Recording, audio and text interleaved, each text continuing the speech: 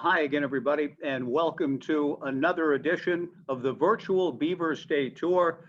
I'm Mike Parker, honored to be with you on another special event where we get to connect with you all around Beaver Nation, all over the world. I'm sitting here in Gill Coliseum with the beautiful backdrop with the Beaver logos behind me in great abundance, and it puts us all in mind about what great days are ahead.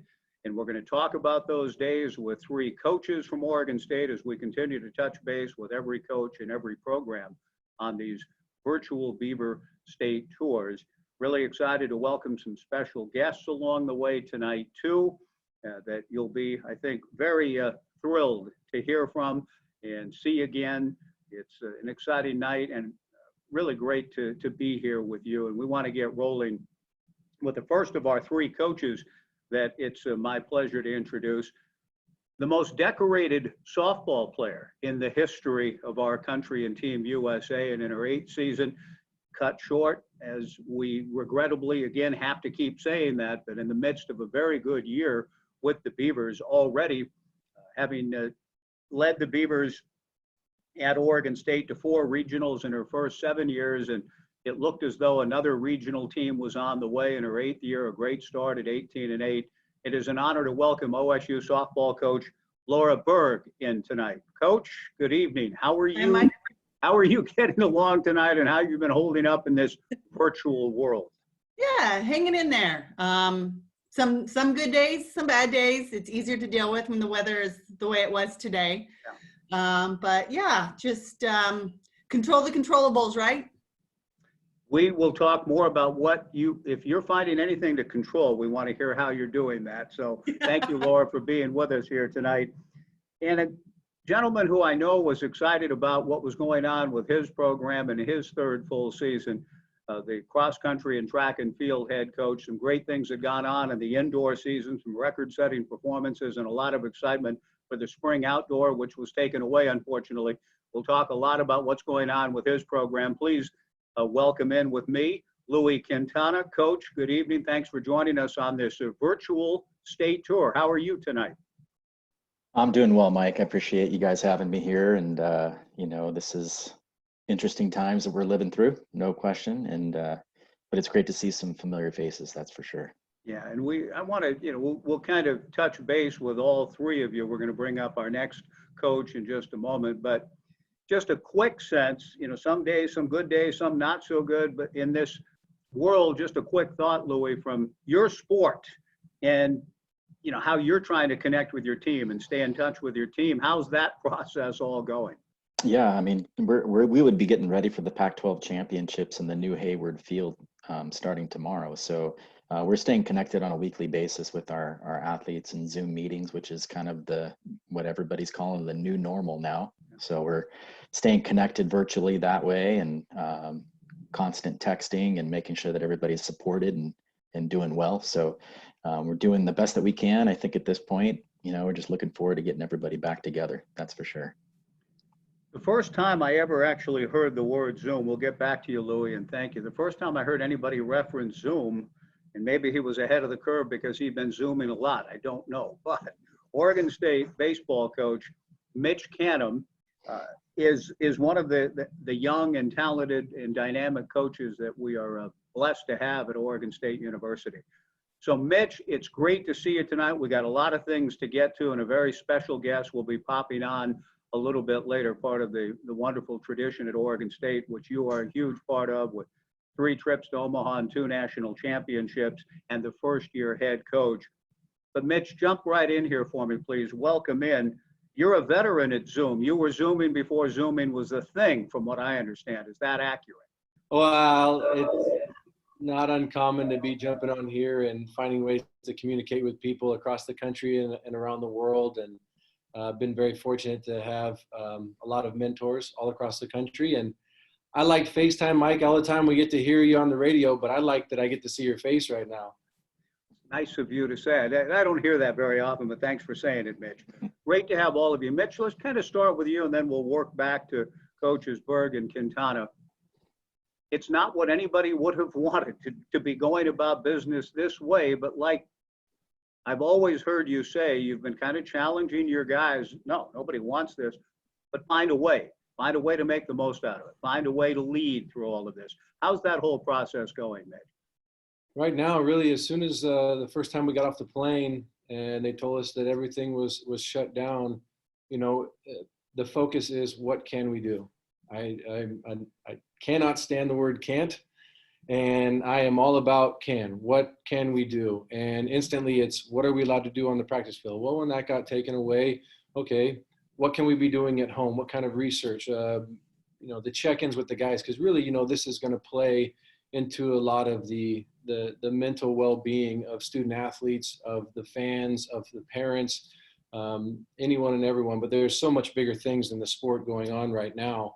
And really, it's us as a coaching staff connecting with our student athletes. Just in this, last month and a half, we have Zoom meetings every day around 1 o'clock. And we have a strong focus on academics. We have a strong focus on baseball IQ. We have a strong focus on character building, mental skills. So thus far, we've already had 8 former Beavers, from Jake Postlethwaite, Darwin Barney, Wetzler, Boyd jumped on with us. We've also had 7 professional athletes on as well with us, from James Paxton, the left-handed pitcher for the Yankees, to yesterday, Harold Reynolds jumped on and shared some great wisdom with us and stories, as he is an amazing storyteller. And we've also sat down and spent time with our nutritionist and analytics folks out there in the baseball world. Really, it's been fun seeing how the guys are responding to this. And I think that goes a long way with what their true character is. It's definitely showed the heart that they have and what this family is all about. So for me, it's been unique, but a challenge accepted. I want to ask you about how much you can do. It must vary a lot, Mitch, a big roster that you have in terms of the experiences and accessibility to tools, to things. What does that look like across the board? We can't name every individual guy and what they're doing, but you find that most of the guys have some tools, finding a way to get swings in, field ground balls, throw, play catch, get bullpens in. Yeah, it's very important. Harold said this yesterday, is the ability to be creative. And rather than sitting around and saying, woe is me, it's, hey, let's get our butts out of bed and let's be productive with the day. Coach A even brought this up. He talked about a book, Eating the Big Frog, first thing in the morning, prioritizing what are the things that I want to do. So we're getting out of bed, we're making sure we're feeding our mind, body, and soul, and doing that 3 times a day. And the use of social media right now, and the use of all these people that have joined us in our Zoom meetings, have inspired us or provided some detail on different drills we can be doing. Guys setting up weight equipment at home, guys finding a wall and a ball and tossing it against it, working on the footwork. But not just doing drills, but it's also really spending time within ourselves and documenting and challenging ourselves. So we talk about acquiring a skill, but we also have to challenge it and then test it, which is what the game is. So while we're doing these things, we're still finding ways to be competitive with other guys. So guys that have cages, you see that they'll go in there and try to hit the most off the net, and then they'll tell one of the other guys, hey, 10 out of 10 today, did you get your 10 out of 10 in? The ability to go out and grab a bucket of baseballs and throw it into a net, go pick them up, back it up, and do it again. I think the encouragement and the way that these guys are communicating with one another, they're trying things that they had not tried before. They also know that there are student athletes from every other university that are out there working hard. They know that there's high schoolers working hard, trying to come in and take their spot. They know that there's big leaguers out there that someday they want to go take their spot as well. And there's a national championship on the line next year that they need to work for. And I think that motivation and the right leadership that's amongst this group is pushing forward that charge to get better, both on the field, off the field, and in the classroom. What I'm seeing with the updates right now, even though they're not able to sit their butts in chairs on campus, they're doing extremely well in the classroom this term. Coach Berg, creative, a word that Mitch uses, and I'm sure that for Louie and for all coaches we've been talking to, that has to be something that you're hoping your players are embracing, finding creative ways to get work in, to stay in shape, to get better during these times. So, Coach, how in your world, how has that looked? I love to hear Mitch say, if you can find a brick wall, maybe a rubber coated ball, and work on throwing that ball and creating grounders or whatever for that kind of footwork and workout. Are you finding your players are finding creative ways like that? Absolutely. I think one of the great ways, or the great things about athletes is, one, they're flexible, two, they can make adjustments, and three, they know how to control the controllables. And with what their creativity is, everybody has access to a tee, either a normal tee or a construction cone or a Gatorade bottle, something that they can just, put a ball on top of it. Everyone has a mattress. You can hit into a mattress. You can hit into a chain link fence. You can hit into something. So there's definitely going to be ways to get creative and to be able to get the amount of swings that they need to get ready for when we can start coming together as a team. What did you do? Is any of that, I don't know what kind of tools and resources when you first fell in love with the game, but were you hitting and swinging and tossing, pairs of socks into the air, hitting them in your house? I mean, what kind of stuff did you do when you were growing up with the game? Well, I was really lucky. I had a twin sister, so I always had someone to play catch with and someone to hit me ground balls or fly balls, someone to throw me front toss. I did. I took a construction cone when I was in college, and back in the day when it rained and we didn't have an indoor hitting facility, I hit into my mattress. And don't tell anybody about the construction cone, but that's what I used, and just would reinforce it with tape at the top so it wouldn't break. It's a good idea. I like that. I don't know. We have to ask Mitch if he ever used a construction cone, but I like it. Mitch, quickly before we get to Louie, Mitch, can you track with Coach Berg on that? Have you ever used the construction cone as a tee? Well, I've used the construction cone. I've also put it on a box so I can get it up in the zone so I can get some adjustability there. But I love the Gatorade bottle feel right there. I'm in on that. Yeah, that's cool.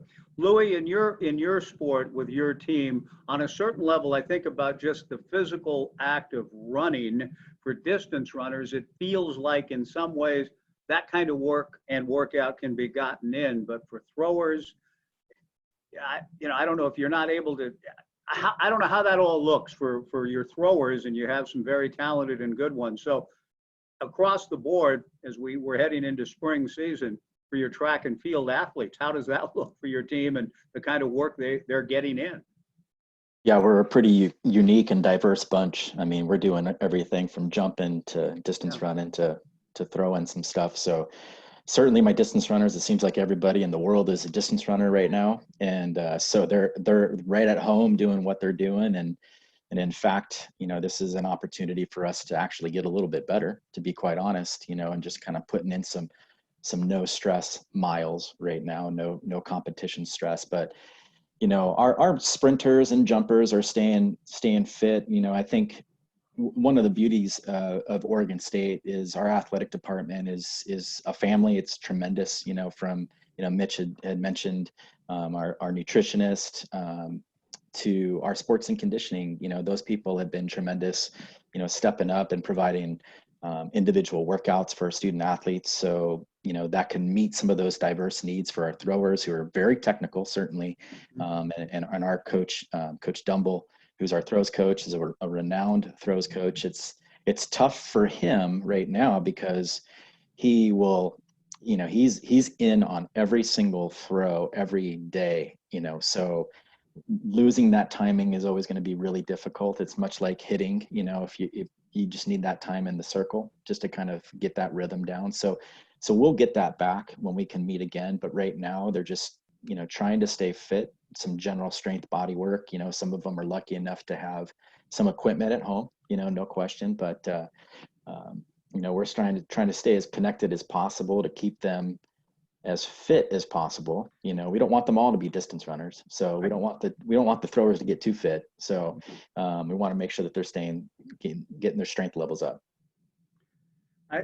I would think most kids somewhere along the way, Louie, whether you did this in your life growing up, I mean, jumping is a cool thing, and high jumping. And I remember when I was a kid when the Fosbury flop was happening and thinking, oh, let's go try that in the backyard and trying to set something up. And so Dick inspired a whole world, Oregon State's own. So do you know if your high jumpers, do they have the ability, do they have stuff, some of them, that they can work on their craft? You know, there's a lot of plyometrics that they can do, you know, that they can just do natural body hops and bounding and stuff like that. So they don't necessarily need to be at a track and have a mat to jump into, that they can actually just be doing some body strengthening plyometric jumps. You know, you can do that in the backyard. You can do that, you know, in their, you know, living room if they needed to. So, you know, I think that even our throwers, I mean, they have implements that are not necessarily the actual weighted implements that they can throw. We have some indoor stuff, some softer implements that they can throw into a wall, into a garage door. So, you know, that they're still kind of maintaining some flexibility in what they need to get done, so that when we return, hopefully sometime in the fall, that they're able to kind of just sort of pick up, you know, and at this time too, you know, some of those injuries and those sorenesses are starting to heal up. Yeah. Kids are getting, feeling, you know, pretty darn good right now. So that's maybe a nice little blessing here of this whole thing. Yeah, and you know, on that, as we spend the rest of the hour together, and really appreciate all of you, I do kind of want to ask each of you, you know, maybe whether it's within family lives or just things you're able, otherwise in a very amazingly busy time of year, you wouldn't otherwise get to do, maybe in your own lives, you could share with us a little bit. We'll come back to you here in a bit, Louie, on that, just how you're making the most of the time with family and maybe finding some things this time of year that, as you said, you'd be preparing for the Pac-12 championships now and not doing a Zoom virtual tour. So we're glad you're doing a Zoom tour with us. We'll come back to you, Coach, in a moment. We mentioned along the way, and it's been a great blessing for us to have special pop-in guests. And usually, now Sydney Weiss, there was a little bit of a rumor that Sydney was going to be on, and she was the other night. But I think we've kept this one pretty quiet. It is an honor to welcome a four-time All-American at Stanford, and with a two-time medalist and teammate of our own Laura Berg, ESPN's own Jessica Mendoza joins us tonight on this Beaver Virtual State Tour. Jessica, good evening. Are you coming to us from Bend? It looks like it maybe, huh? I am. I'm actually at a park. I even look at my Oregon State gear from Nice. My sister, who I'm also with, who's an Oregon State alum, as is my brother-in-law. So they're like, you can't go on that without orange. Like, you need to be wearing Beaver gear. So they hooked me up, and that's what I've got. It looks good on you, Jessica. Laura, jump in here. That's the right look for her, isn't it, Coach? Absolutely. Absolutely. Jess, you look good in orange.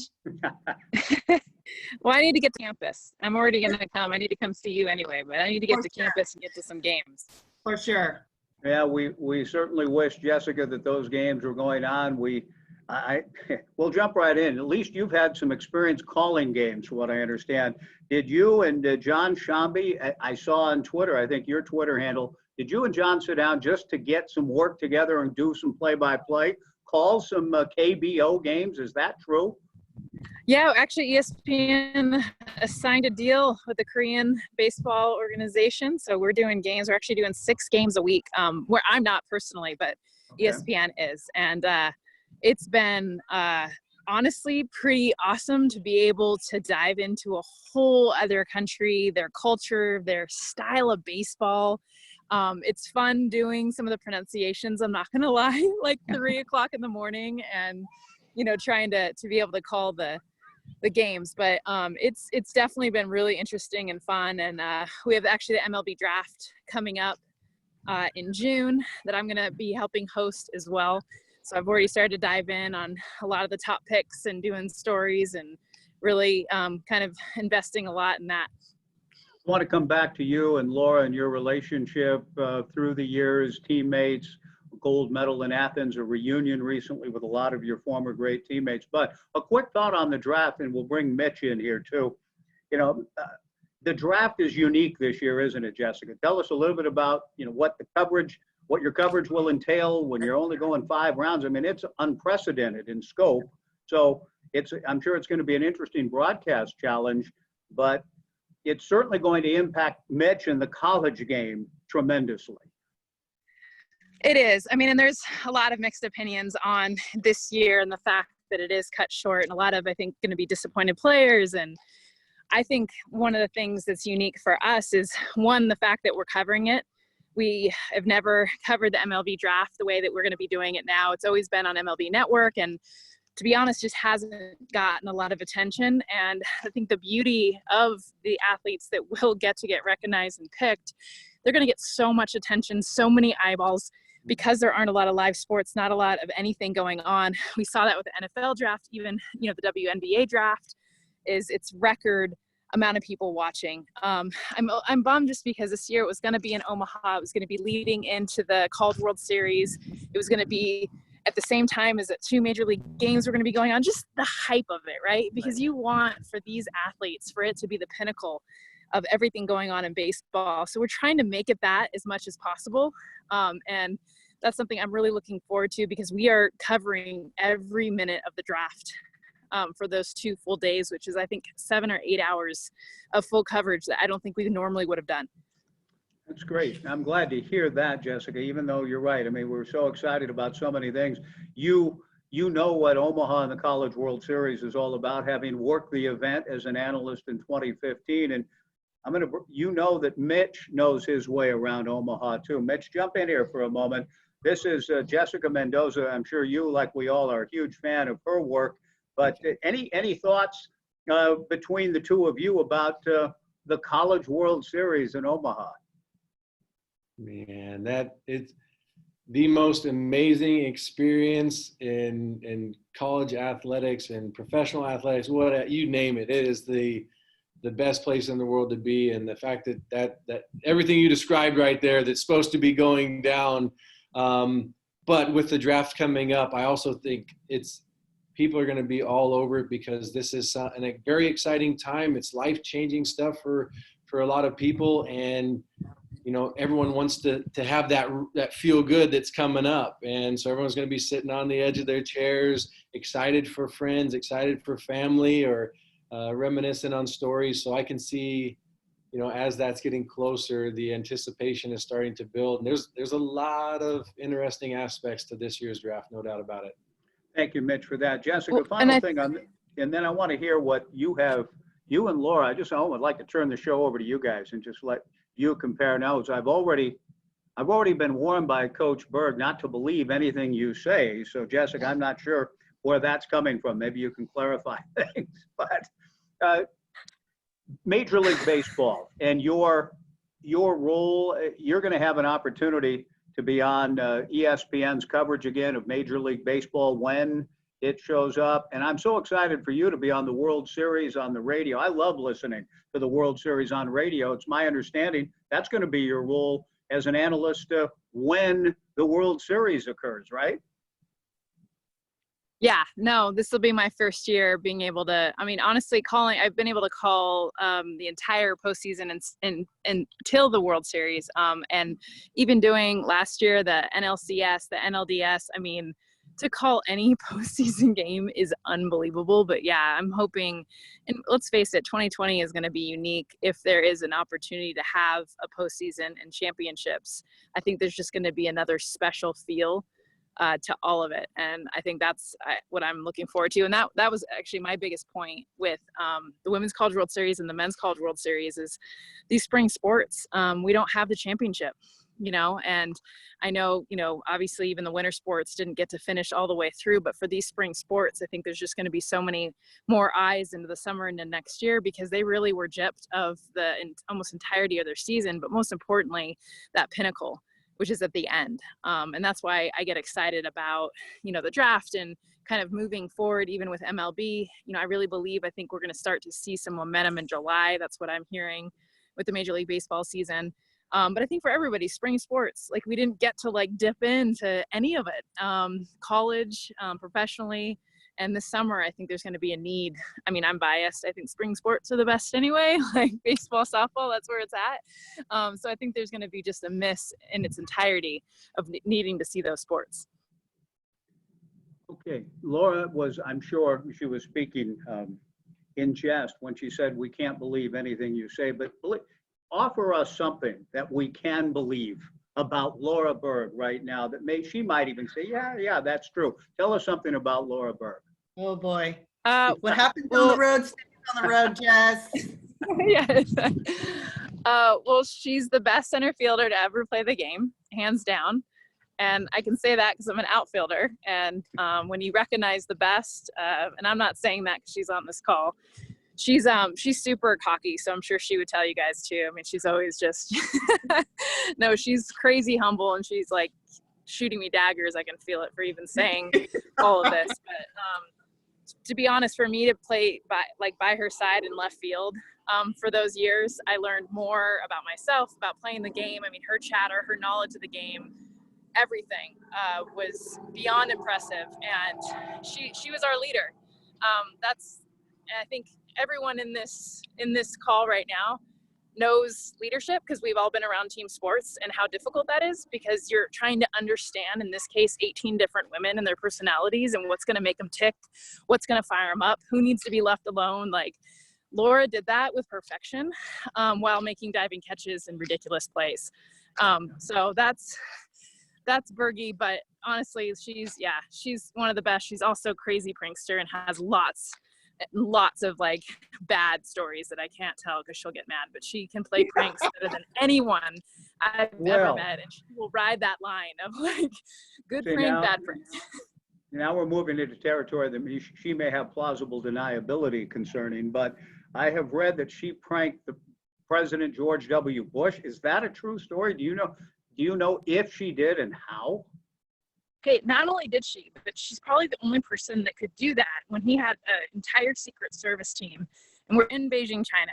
And I'm like, and I knew this prank because I had seen her do it. This is like everybody, where she would pat the chalk line, and then you just watch her. Like, I'd go see her doing the chalk, kind of messing with her. I'm like, okay, she's gonna go prank someone.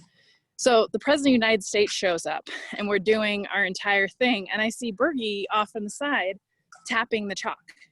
And I'm like, no way. Like, who's she gonna try to get? But the president's here. Like, why is she not focused on him?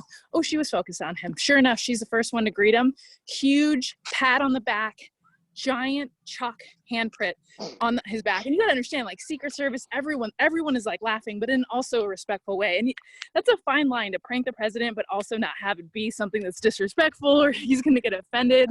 And when he found out, I mean, it's Bergie in a nutshell. Like, not only did she nail the prank, but she did it in a way that made everyone laugh and smile and not have it be like, oh my gosh, like, how could you do that? Laura, she just spoke the truth. We can believe that one, right?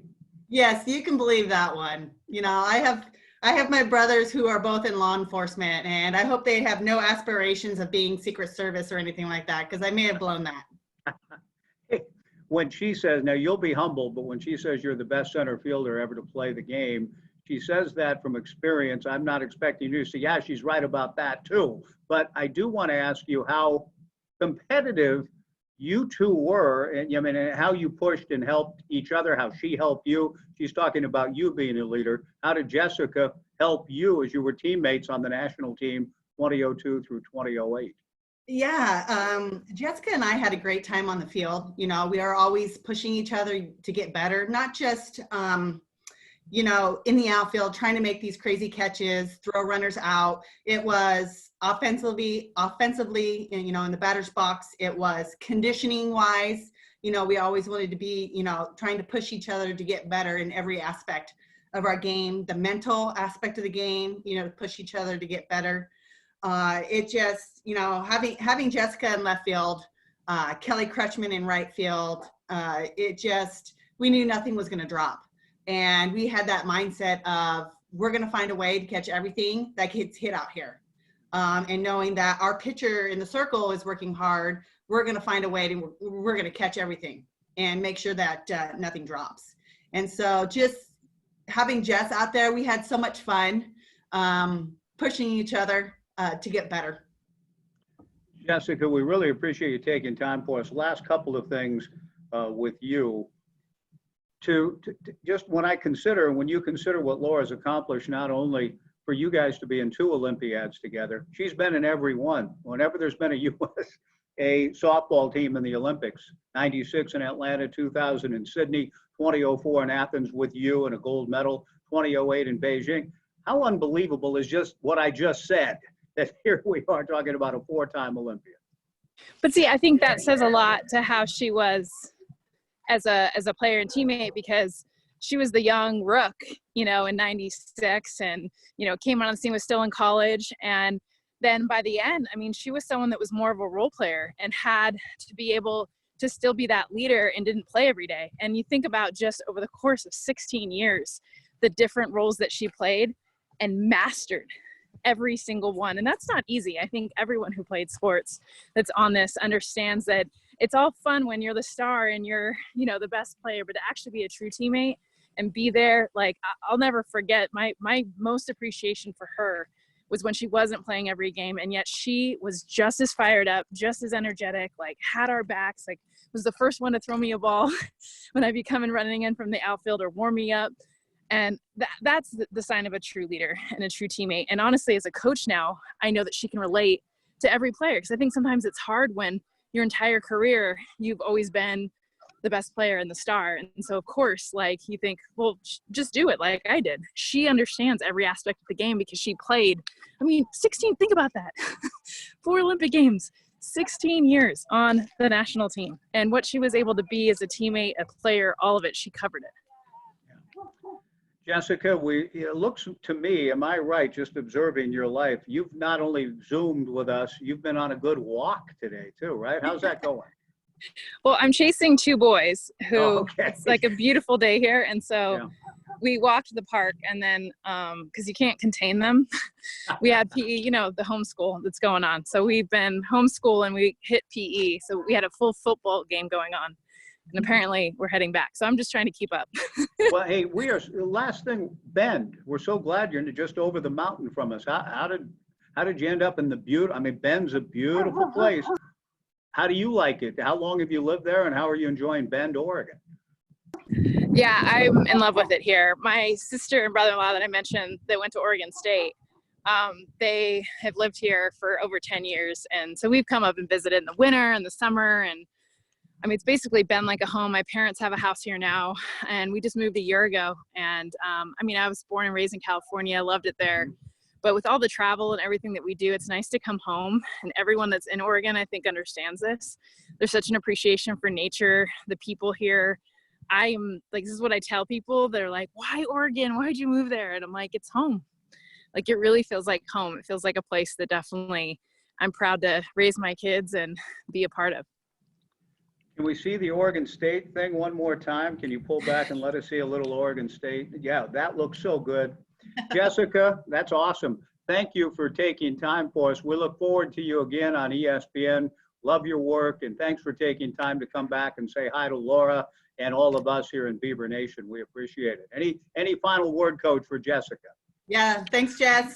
The bag of money is on its way for all the nice things you said. So. Yeah, right. I've still been waiting for that. I don't know if it's lost or what's been going on. Thank you so guys. much. Thanks, I Jessica. appreciate it. Go Beavs. Jessica Mendoza, ESPN analyst, just signed a multi-year contract. We'll continue to see her outstanding work on the network. Laura, it must give you, when you hear her breaking down games, and she does it beautifully, do you ever text her after a game or whatever and say, hey, good point on that, or you were hot tonight, or how could you say that? You have that kind of relationship. Absolutely. I'll be watching a game that she's on, and an outfielder makes some amazing diving catch. I'll even do this in the College World Series for the Women's College World Series, and text her and say, hey, Audie's rule. And, we kind of banter back and forth that way. But, I love listening to her. It warms my heart to hear her break through and be able to do things like that. It's really special, and she's leading the charge. She's leading the way. She's been, the phrase first woman to call the World Series first. With her, I guess that is notable on a certain degree, and there should be some pride in that. But the great thing is, her work is such that you get to the point where that particular phraseology doesn't matter. She's just an outstanding analyst. Absolutely. Absolutely. She was a great teammate. She's a great friend. And, I just, it warms my heart, somebody that I could, play a prank on and, call teammate. And she's, up there with Alex Rodriguez, calling games. And it's a really cool thing to see the progress. Thank you, Laura, for that connection and to have Jessica Mendoza on, a delightful part of this Beaver virtual state tour. Thanks. Louie, when I don't know how much of a baseball, softball person you are, but I know you know enough to know that in Coach Berg and in Jessica Mendoza, we're talking about the best of the best. And, that certainly fits into, I know, your whole approach to what you're doing here at Oregon State. Well, I'm a huge baseball fan. My dad was a high school varsity baseball coach in my town for 12 years, and he played semi-pro baseball and summer league baseball for years in California. And I played baseball all the way through my junior year of high school and did track at the same time. So huge baseball fan.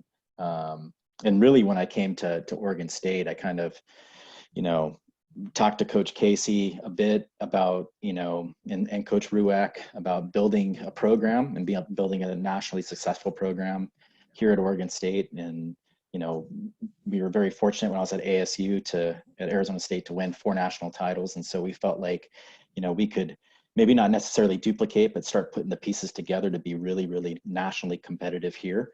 And so picking the brains of some elite Oregon State coaches who have done it has been a big thing for us, and I think that's put it, kind of set us on the right track here, so to speak, here at Oregon State.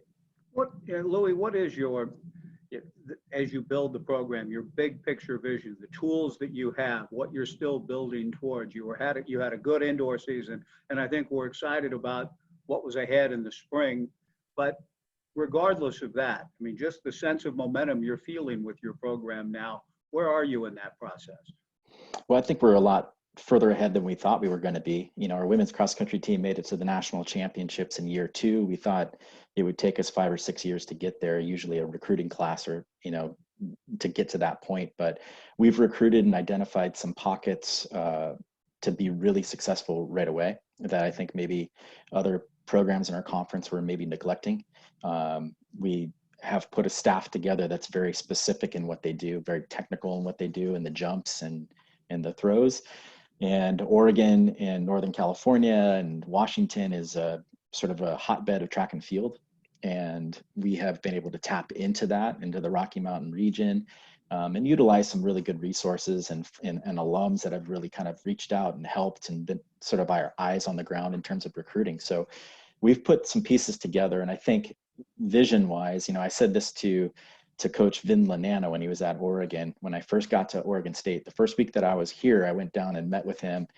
He's now at the University of Virginia, but he asked me that same question. What do you want to do? What's your goal? What's success for Oregon State? And I said, well, we've been 11th or 12th pretty much every year since they've been back and doing track and field. So in the Pac-12, so we obviously want to get better. I said, a measure of success for me is for our team to be in the top half of the conference, because it's one of the best conferences in the country, and Oregon doesn't win. And he kind of looked at me and he looked at me sideways and said, I don't like to hear that at all. And part of that is this, through recruiting, it's going to make things a little bit harder for them. And I feel like we accomplished that a little bit last year when USC won the conference meet. And we're starting to move up the ranks. I like the competitive sound of all of that. We're going to come back around to Mitch in a moment, but a final thing, Louie, for now with you, we'll come back and when we welcome a special guest from your team here in a moment.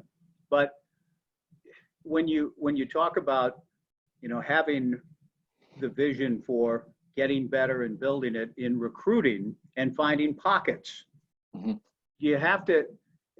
you finding that the sport is in pretty good shape in terms of numbers at the the high school level and so on? And there are pockets. There's enough, even in the competitive world of the Pac-12. There's enough for you to find right fits to Oregon State to do special things here.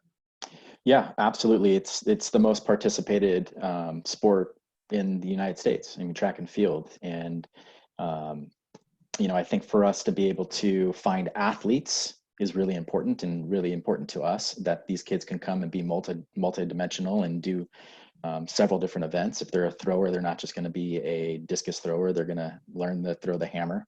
They're going to do multiple things. So we're trying to find value where other programs are looking for a single dimensional player. We're trying to look for somebody that's going to be able to wear a lot of different spikes, so to speak, when they get here. They're going to sprint, they're going to throw, they're going to do all kinds of different things. So that's when you only have 3 people on staff.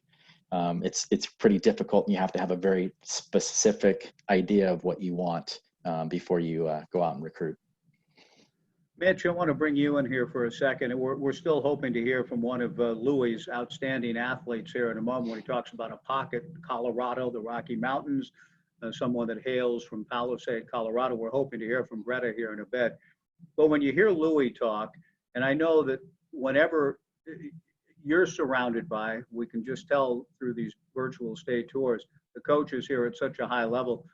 I don't know if you and Louie have ever sat down, but I know you guys could sharpen each other. There's a lot of things in your sport and what it takes to compete that I know you appreciate what Louie's doing. Yeah, no doubt about it. One of the best things about being here is the environment, just being here on campus. The coaches from every other sport, I've just been blown away with their approach to teaching. I every event I go to, I'm watching the coaches interact with the players. I watch their presence. I love watching other coaches practice and how they work the field or the court or what have you. Love watching how they interact as they walk around. And, I think that the growth mindset that is here on campus, the genuine passion for the sport and the student athlete and the community. I just feel like blown away by the amount of support that I have just from stepping out into the hallway and crossing paths with someone, whether they know, whether they have to say anything or not. I still feel like, at any point in time, there's a strong nugget of knowledge that's going to get thrown my way. So I try to, do the right thing and keep my mouth closed and watch and listen, because there is a wealth of knowledge here. And, my neighbor is Dan Vandery, BVD, who works over in football. And, we'll sit down and have long conversations. The amount of competition that he's seen as well, really is just, I'm sitting there like a sponge, just trying to pull it together, and what they've done over in football and continuing to grow there. And what I see every sport here on campus is doing, I've just been incredibly impressed with, the colleagues I have here. And really, I want our student athletes over in baseball to make sure they're getting out and supporting each other's sport as well, because you see how these young men and women are competing, and it's remarkable. And they're doing it not just for a win for themselves. They're doing it for their family right there. They're doing it for the community, and they're doing it for that Beaver family that they're going to take that tradition the rest of their lives. I think more on this campus than anywhere else I've ever seen. You become a part of something that lasts forever, and it starts with what the coaches do and how they conduct practice, how they show their genuine concern for the student athletes when they're not on the field. Mitch, did you take, I've heard, but you took your team in to see some wrestling workouts, right? We did. We went and we watched them go at it at practice once. And I told them there's no talking. It's just watch how they're getting after each other. And I was told that was probably one of, like, us being there, they went at it a little harder than usual, beating each other up. But as soon as they knocked the guy down, you'd see him pick him back up and right back in his face again. And that's the accountability piece. They wanted to be great. And we went out and watched them compete, which was exciting. They won that night, and everyone was going ecstatic. And you saw some of the wrestlers come over and give hugs and pounds to the baseball guys as well. Went out and can't say that it was the smartest idea, but we joined the crew club and went out there and jumped on the ergs Nice. and Yeah. jumped on the water as well. And we were excited to see the dock at the end of that. Yeah. I believe you on that. Speaking of being excited, Mitch, I think you know it's true. We could spend the rest of this virtual Zoom call going over the accolades of our next guest. I mean, time fails. Buster Posey, Dick Hauser, Golden Spike, Pac-12 Player of the Year, Most Outstanding Player, #1 overall pick, biggest signing bonus ever, which is cool too.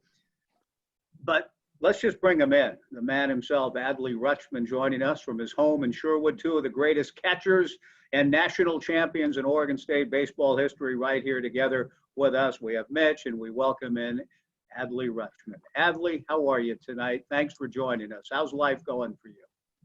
It's not too bad right now. How you doing, Mike? Great, thank you. So thanks for joining us. Is it true you're home in Sherwood? Is that right? Yep, with parents right now. How's that feel? I mean, you know, you get the biggest signing bonus in the history of the draft, but you're back home again. Just tell us a little bit of kind of how that worked out.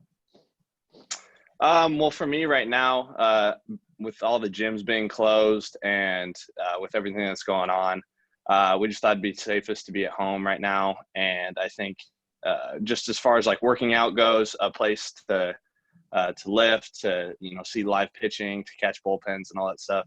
Right now, Sherwood's the best place for me to be.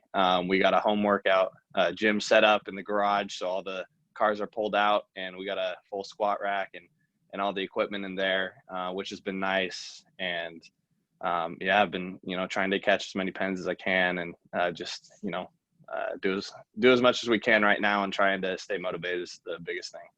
Adley, how much of that setup was already in place even before this shutdown? Did you have those tools as you grew up? No, we just got the weight room set up once quarantine hit. We were just asking around for, you know, to see who had equipment or stuff we could buy, and you know, just kind of formulated it there on the spot. And you know, my dad's big into, you know, projects and whatnot, so he's fully on board, and so it's been a good time, and just been quality family time. So yeah. Well, Adley, when you talk about getting bullpens and working, I mean, do you have some teammates that how does that work? Who are you able to do some of these workouts with and bullpens with? I mean, all the workouts and stuff for the most part are just by myself in my garage. But if I can, you know, see a pro guy, you know, throwing live, we'll get me and Zach Taylor, also from Sherwood. We'll get out there and we'll try and do something in a cage or on like a field if we can sneak on there.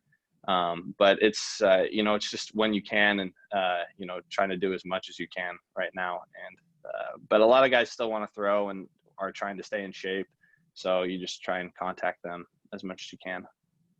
Mitch, I want to bring you in here just to say whatever you want to say to this guy. When I talk about two of the greatest catchers in Oregon State history, that's true, and you're national champions.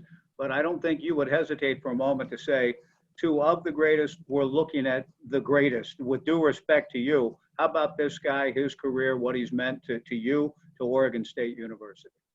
Adley, shoot, yeah, he's all right.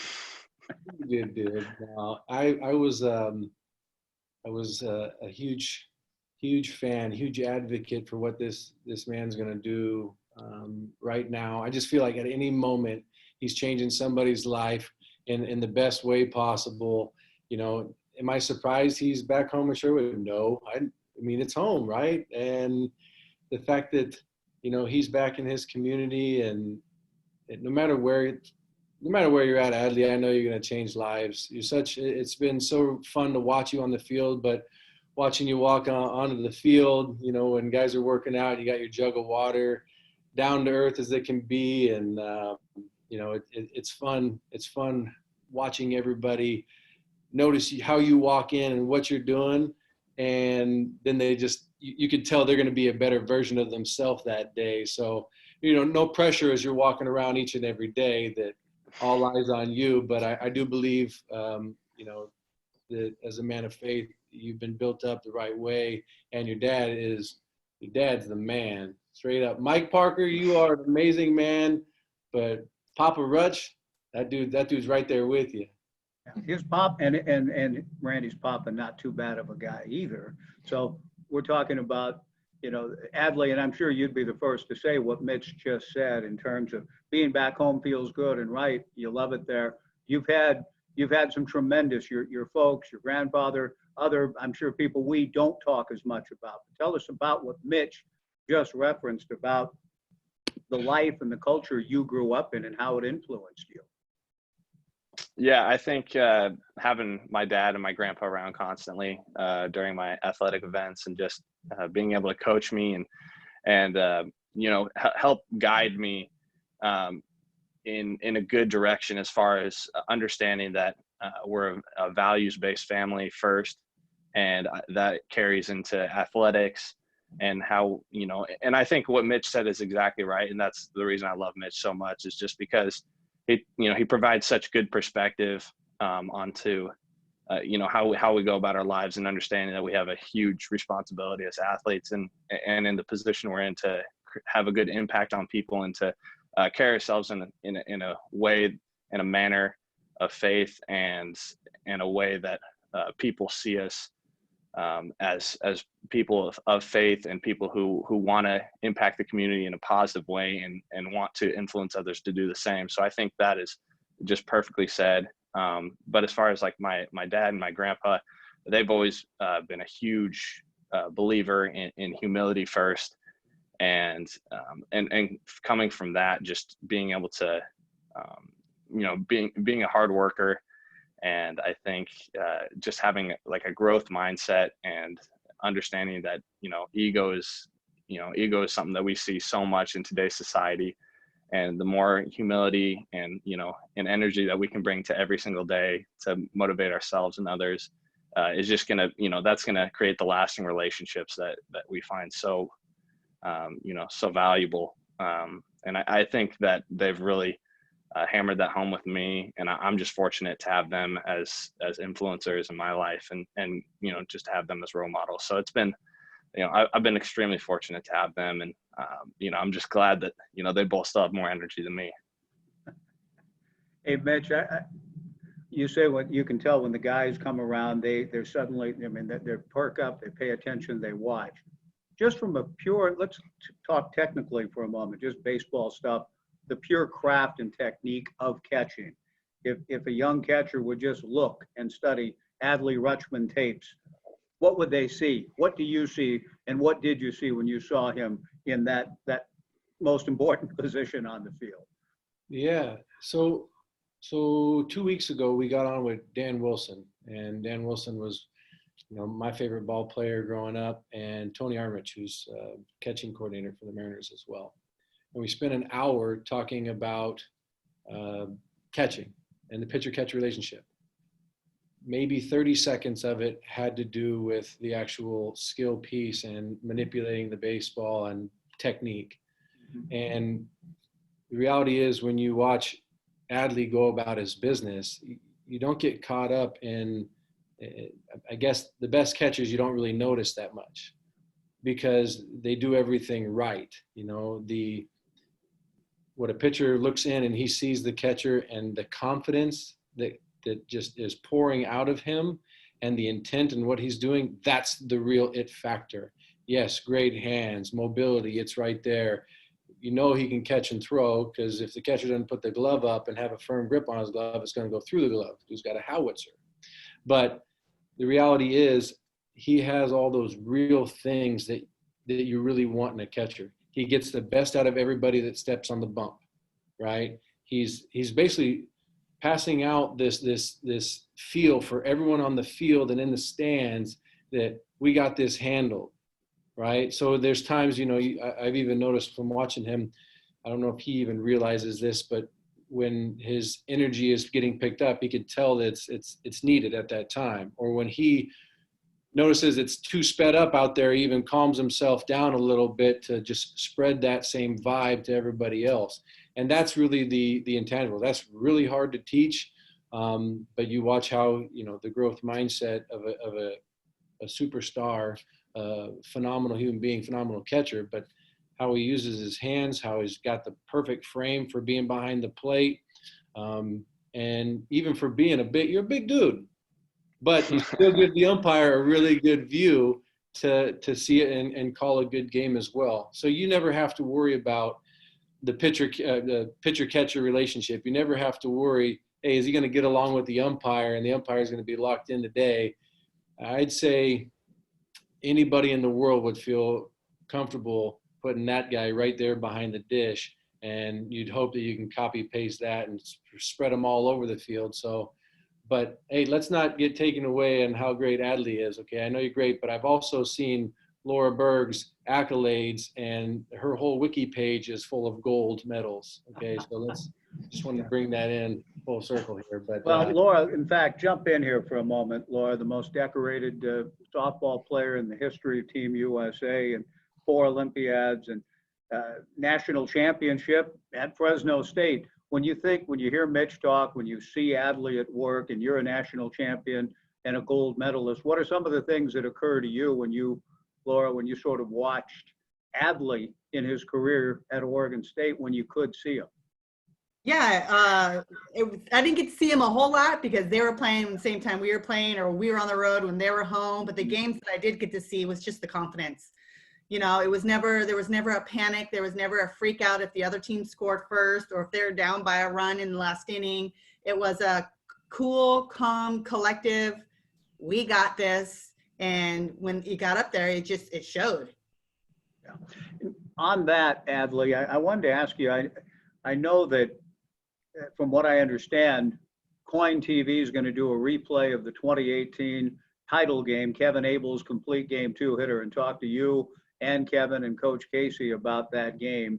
That stands out as an unbelievable game in its own right. The game before and that whole series with you guys, when Coach Berg talks about calm, collected, no panic, you guys had to win 6 elimination games, Adley, to win it all in 18.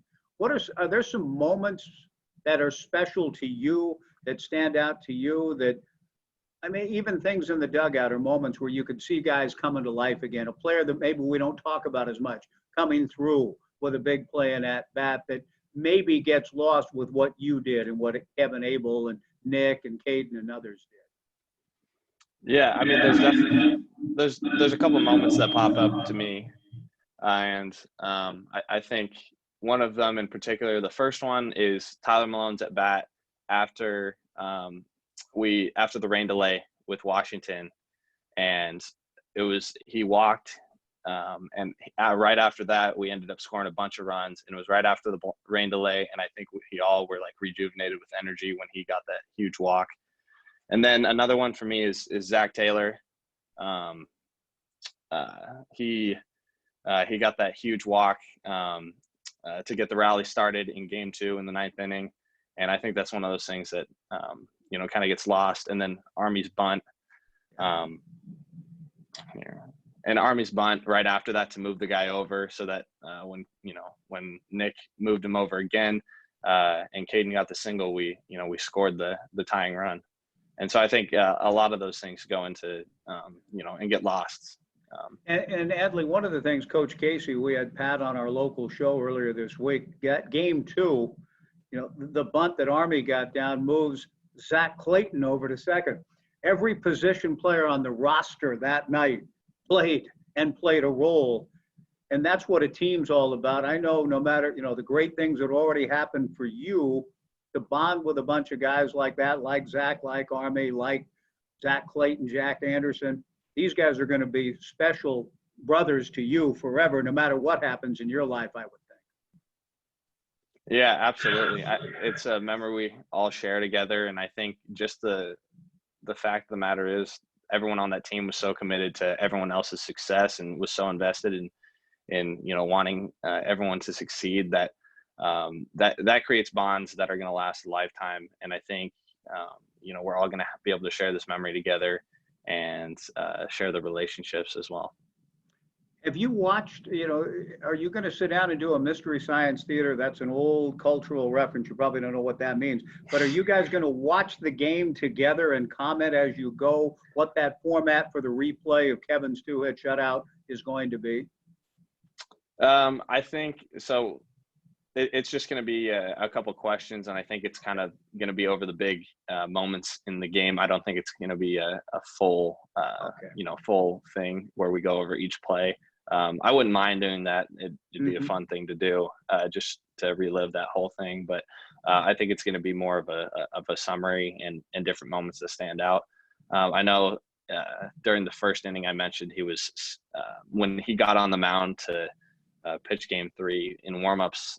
When he stepped out there, he was singing along to "Party in the USA" by Miley Cyrus, and that's a big moment that stands out for me as well. And I was so. You didn't feel like you had to calm him down then? He was loose. No, I started laughing behind the plate and kind of had one of those, one of those moments where you kind of look in at the situation and just understand how special it is and how he was able to, keep perspective in that moment. Mitch, is that ring true? I mean, when you the 2006 national championship game against North Carolina, Coach Casey said when it was on ESPNU last week or recently, he watched it from start to finish for the first time. Are there moments like that for you as a catcher with your team in those highly pressurized moments where Miley Cyrus or somebody else back in your day might have come up? It's fun talking about this because we have a text thread of about 30 of us, and we're all watching the game together. And even Coach Case is shooting text messages back and forth. But every time something came up in the game, even to Chris Kunda fielding the ball, flipping it to second base on the text thread, he's apologizing to Darwin because he left it a little too glove side, so he couldn't turn the double play with as much ease as he normally does. But you knew something great was going to happen. We were waking up every morning and going fishing and enjoying each other's presence. We were having fun.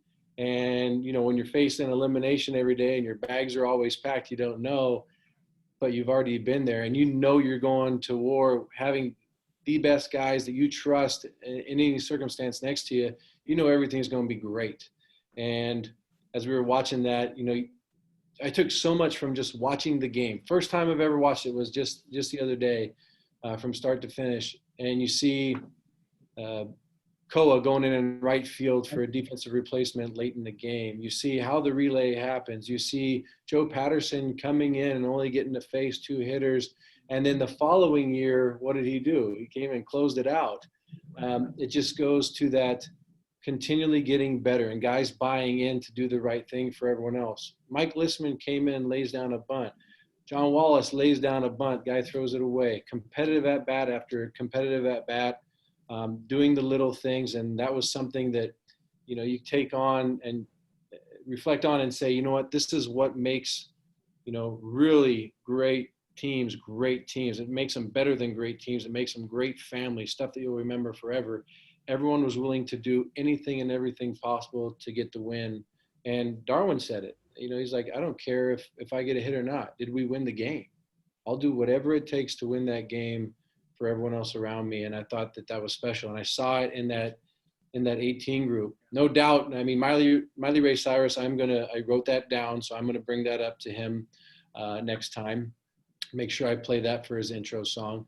But definitely, those are the little things. I remember Darwin and I sitting over by Case in the dugout when we were on offense and going over, and Darwin was like flicking Case's ear on one side, and I was on the other side, tickling his ear on the other side, just kind of being loose with it and having fun. Case's laser-like focus, but man, great memories.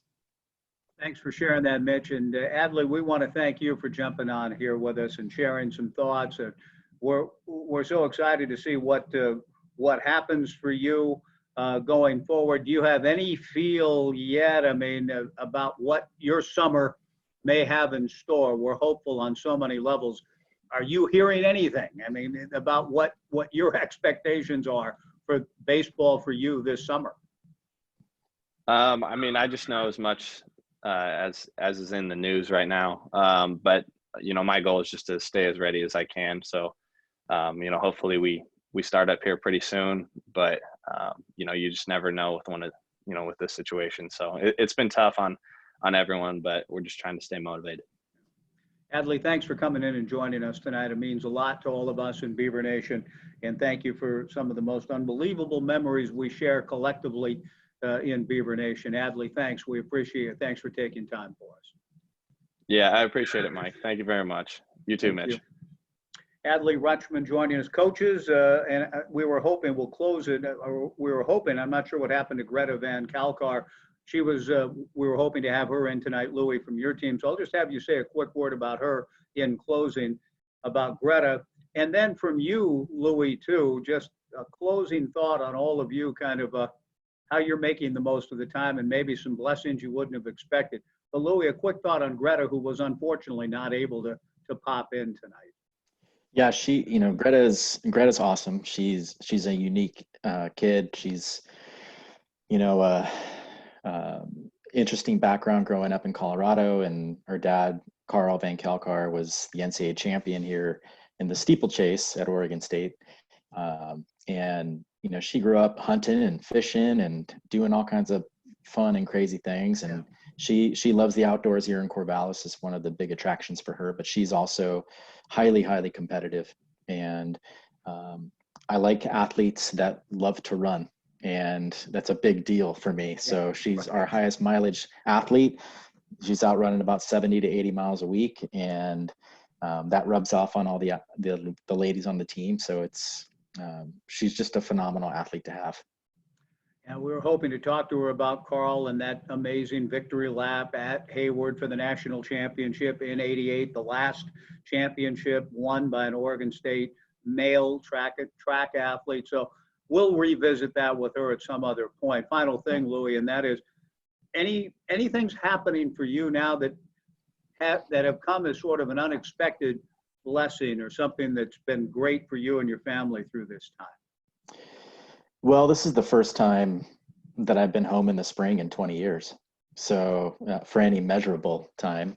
And, you know, just, you know, my wife is incredible. I mean, she's, you know, when coaching basically as a track coach and a cross country coach, I go from July 1 to June 30th, basically. There's no time off for us because we're competing all year. She's, you know, with the kids every day, and, you know, she's raised them really. And so it's been awesome to be home with them every day, to, you know, kind of help whatever I need to do. You know, my son's really into music and I play music as well. And so we've been able to, you know, we got a studio that we built in our garage. So he's a drummer and a guitarist and bass guitarist. So we've been jamming, you know, so that's been kind of fun. You know, just kind of reconnecting that way. And I've been getting super fit. So this is good. You know, been running a ton, dropped like 30 pounds. So life is good, you know, so I need to hold on a little bit or else I'm going to fall apart. I'm an old man. So, but, you know, it's been nice to just kind of, you know, to slow down, you know. We kind of go as coaches, we get fired up and we get really competitive, and we want to just continue to get better, which is important. But sometimes it's just nice to kind of take a deep breath as well. Louie, thank you for taking time for us. I appreciate it. Mitch, I want to bring you in. We'll close with Coach Berg, but Mitch, just a final thing, a quick word from you about, for you and a family and your awesome wife and your two kids. I mean, probably resonates a bit. You're working hard with your team and your staff, but it's a spring unlike any other. So what are some of the things that have come your way during this time that you're thankful for?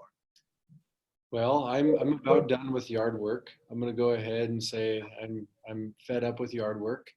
But no, it's been fun. Every day the kids get a curriculum from their teachers here, and they sit down and do their schoolwork. Mom's always done that. And, you know, being in the minor leagues before and traveling, we're used to that kind of atmosphere, doing a lot of art.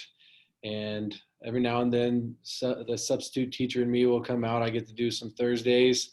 And I don't know if the kids like my coaching voice so much when we're learning math and geography, but I bust it out. And really it's Louie said it perfect. Getting to spend time with family, slowing down, spending more time writing, really focusing on waking up, doing devotionals, journaling, spending time walking and reflecting, really trying to see the big picture in things as opposed to being stuck in the moment with your head down, just throwing punches, taking a step back and really understanding what other people are going through, and find that, you know, journaling and prayer are two very important pieces of the day. And how many times do you get to, you know, spend time with your kids during this time of year? I don't even know where my suitcases are anymore. I took those things and I threw them away. I am out on the suitcases. So, but very blessed. And I have a lot of phenomenal peers that are sharing what they're doing. If I get a drum set, I will have to find a new place to live. Mitch, great to see you, man. Thanks for taking time for us tonight on the virtual state tour. Louie, Mitch, and Laura, I just want to close with you. You told all of us earlier, I didn't know, you have 40,000 bees. So do you get to tend to them a little more than you normally would this time of year? Yes, I do. I know my cat and all the animals are excited that I'm home. It's given me more time to spend with my partner as well. Never in my right mind did I ever think that I would be painting the kitchen in April.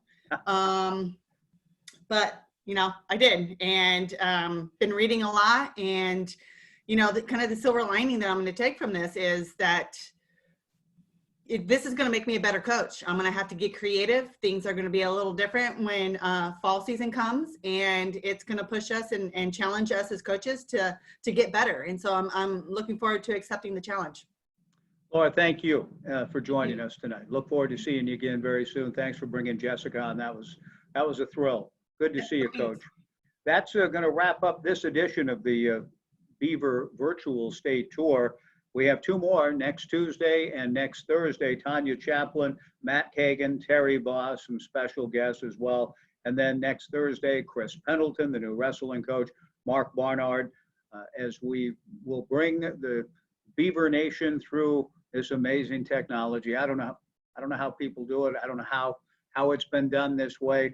I'm just happy to be able to know how to use a cell phone in the modern era. This is unbelievable to me. But thanks to all of you for taking time to join us tonight on the virtual Beaver State Tour. Thanks to our coaches and our special guests this evening, Adley and Jessica. Hope you enjoyed it. Thanks for tuning our way. We'll talk to you again next Tuesday for another edition of the virtual Beaver State Tour. So long, everybody.